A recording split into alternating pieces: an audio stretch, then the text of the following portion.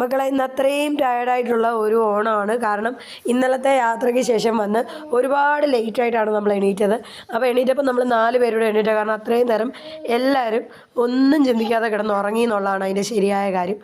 അപ്പോൾ വീടിൻ്റെ മുറ്റത്ത് തന്നെ നിന്ന് കുറച്ച് പൂക്കളും അപ്പുറത്ത് നിന്ന് കിട്ടിയ കുറച്ച് പൂക്കളൊക്കെ പറിച്ചു. പിന്നെ മക്കളൂടെ എഴുന്നേറ്റുകൊണ്ട് ഇന്ന് ആരുഷാണ് പൂക്കളം ക്ലീൻ ചെയ്യുന്നത്.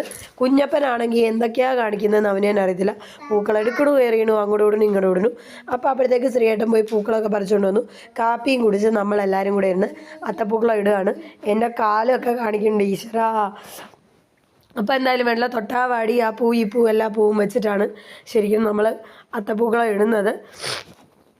ശരിക്കും അതിൻ്റെ ഒരു എക്സാക്റ്റ് ഐഡിയ നമ്മുടെ കയ്യിലില്ല.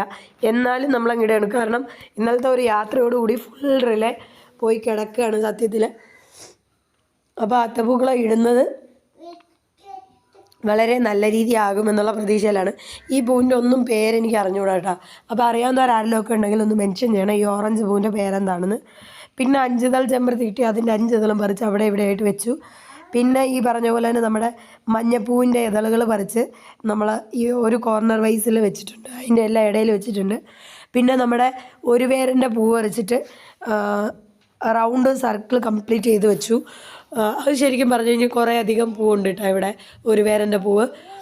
അപ്പം നമുക്കത് ഇനി വരും ദിവസങ്ങളിൽ പറിക്കാൻ പറ്റുമെന്ന് വിശ്വസിക്കുന്നു. പിന്നെ പോയി വന്നതിൻ്റെ ഇതിലായിരിക്കണം തോന്നുന്നുണ്ട്, സൗണ്ടെല്ലാം പോയി വീണ്ടും. പിന്നെ ഈ പറഞ്ഞ പോലെ കാക്കപ്പൂവ് എടുത്ത് അങ്ങോട്ടും ഇങ്ങോട്ടും ഒക്കെ വെച്ച് അതും സെറ്റ് ചെയ്തു. അപ്പോൾ ഇത്രയാണ് നമ്മുടെ കളത്തിൻ്റെ ഒരു ഇട്ടിരുന്ന പൂവെന്ന് പറയുന്നത്. ബാക്കി ഉണ്ടായിരുന്ന പൂവെല്ലാം അതിലും ഇതിലും ഒക്കെ ആയിട്ട് അറേഞ്ച് ചെയ്ത് വെച്ചു. ഒരു പൂവും നമ്മൾ വെളിയിൽ കളഞ്ഞില്ല. അപ്പോൾ ഇത്രയേ ഉള്ളൂ. വീഡിയോ ഇഷ്ടപ്പെട്ടു കഴിഞ്ഞാൽ ലൈക്ക് ചെയ്യുക, ഷെയർ ചെയ്യുക, സബ്സ്ക്രൈബ് ചെയ്യുക. ബായ്.